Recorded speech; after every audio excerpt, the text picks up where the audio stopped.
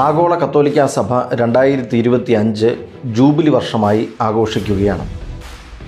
അനുരഞ്ജനത്തിൻ്റെയും പാപമോചനത്തിൻ്റെയും വിശുദ്ധ വർഷാഘോഷമായിട്ടാണ് ജൂബിലി വർഷം സഭയിൽ ആരംഭിച്ചു തുടങ്ങിയത്. AD 1300 ബോണിഫസ് 8 മാർപ്പാപ്പയാണ് ജൂബിലി വർഷം ആദ്യമായി ആരംഭിച്ചത്. തുടർന്ന് 100 വർഷത്തിൻ്റെ ഇടവേളകളിൽ ജൂബിലി വർഷങ്ങൾ സഭയിൽ നടന്നു വന്നിരുന്നു. 1342 റോമിലെ വിശ്വാസികൾ അന്നത്തെ മാർപ്പാപ്പയായ ക്ലെമൻ്റ് VI അഭ്യർത്ഥിച്ചതിൻ്റെ ഫലമായി ജൂബിലിയുടെ ഇടവേള 50 വർഷമാക്കി ചുരുക്കി. തുടർന്ന് സഭയെ നയിച്ച പോൾ II മാർപ്പാപ്പ ഈ ജൂബിലിയുടെ ഇടവേള 25 വർഷമാക്കി മാറ്റുകയും ചെയ്തു.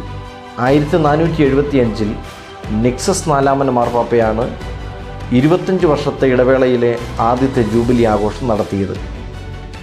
തുടർന്ന് കൃത്യമായ ഇടവേളകളിൽ സഭയിൽ ജൂബിലി ആഘോഷങ്ങൾ ആചരിച്ചു വരുന്നു. 1900 ലയോ 13 മാർപ്പാപ്പയും 1925 പിയൂസ് 11 മാർപ്പാപ്പയും സാധാരണ ജൂബിലി വർഷം പ്രഖ്യാപിച്ചു.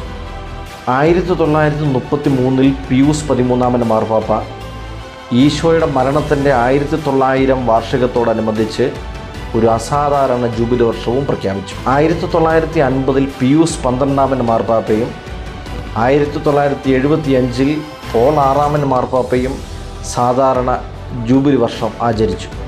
ജോൺ പോൾ II മാർപ്പാപ്പ 1983 ഈശോയുടെ മരണത്തിൻ്റെ 1950 വാർഷികത്തോടനുബന്ധിച്ച് അസാധാരണ ജൂബിലി വർഷവും 2000 മഹാജൂബിലി വർഷവും പ്രഖ്യാപിച്ചു.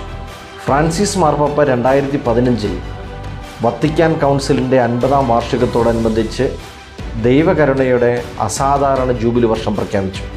രക്ഷാകര പദ്ധതിയുടെ ഭാഗമായ ഈശോയുടെ മനുഷ്യാവതാരം നടന്നതിൻ്റെ 2025 വർഷങ്ങൾ പൂർത്തിയാകുന്ന അവസരമാണ് 2025 ആണ്ടിലെ സാധാരണ ജൂബിലി വർഷം. 2024 ഡിസംബർ 24 ക്രിസ്തുമസ് തലേന്ന് ആരംഭിക്കുന്ന ജൂബിലി വർഷം 2026 ജനുവരി 6 ധനഹ തിരുനാളിലാണ് അവസാനിക്കുന്നത്.